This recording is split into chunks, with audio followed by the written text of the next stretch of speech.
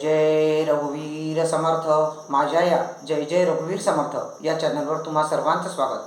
आज आपण रामदास स्वामी रचित अष्टावधानी असावे यामधील ओवी क्रमांक 7 आणि त्याचा अर्थ अर्थातच जो मला समजलेला आहे तो मी तुमच्यासमोर सांगण्याचा प्रयत्न करत आहे.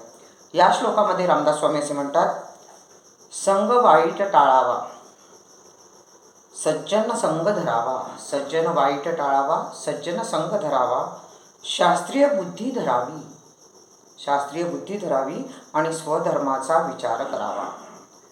या ओबीच्या पहिल्या चरणामध्ये ते म्हणतात आहे, संग वाईट टाळावा. सज्जनांची नेहमी संगत करावी, वाईट लोकांचा संग सोबत टाळावी, त्यांच्यासोबत राहू नये. मग आपल्या आत आणि बाहेर दोन प्रकारच्या सोबती आपल्यासोबत असतात. आतले म्हणजे काम, क्रोध, लोभ, मोह, मद, मत्सर हे आपल्या मनामध्ये असतात. मग यांचा संग टाळावा, लोभी वृत्ती टाळून द्यावी, क्रोध टाळावा, मद मत्सर टाळावे, कोणाचाही मत्सर करू नये, कोणावर क्रोधू नये. म्हणजे आपल्या आतमध्ये असलेल्या जे काही हे काम, क्रोध, लोभ, मोह आहेत त्या सगळ्यांना दूर करायचं. आणि बाहेरचे जे आहेत, बाहेर आहे वातावरण, मित्र लोक, नातेवाईक यांच्याशी नेहमी चांगले राहावे. यामध्ये जे कोणी वाईट मित्र असतील त्यांची सोबत टाळावी, जे कोणी आपला वाईट विचार करत असतील त्यांची त्यांचा संग टाळावा. म्हणून ते म्हणतात संग वाईट टाळावा, वाईट लोकांच्या संगतीत राहू नये. तर काय, सज्जन संग धरावा, सज्जन लोकांच्या संगतीत राहावं, जे आपल्याला चांगला मार्ग दाखवतील त्यांच्या संगतीत राहावं. सज्जनांच्या संगतीत राहिल्यामुळे अनेक लोकांचा उद्धार झालेला आहे. सज्जनांच्या संगतीत राहिल्या अशी अनेक उदाहरणं आपल्याला पाहायला मिळतील. घडीने घडी सार्थकी करावी, घडीने घडी सार्थकी करावी, सदा संगती सज्जनांची धरावी, असं रामदास स्वामींनी म्हटलेलं आहे. आणि सज्जनांच्या संगतीत राहावं याबद्दल त्यांचे मनाचे श्लोकसुद्धा 4-5 श्लोक मनाच्या श्लोकांमध्ये त्यांचे आहेत. त्यांनी सतत आपल्याला सांगितलं आहे की दुर्जनांच्या दूर राहा आणि सज्जन लोकांच्या संगतीत राहावा. पुढे ते म्हणतात, शास्त्रीय बुद्धी धरावी.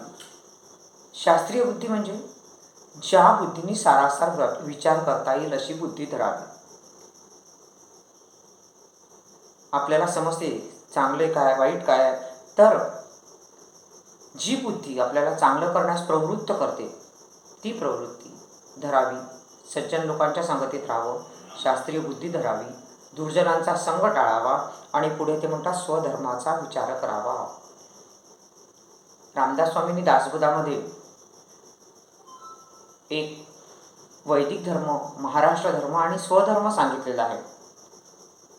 मुलुख बुडवावा की बडवावा, मुलुख बुडवावा की बडवावा, धर्म रक्षणाकारणे, हे त्यांनी वैदिक धर्मासाठी सांगितलेलं आहे.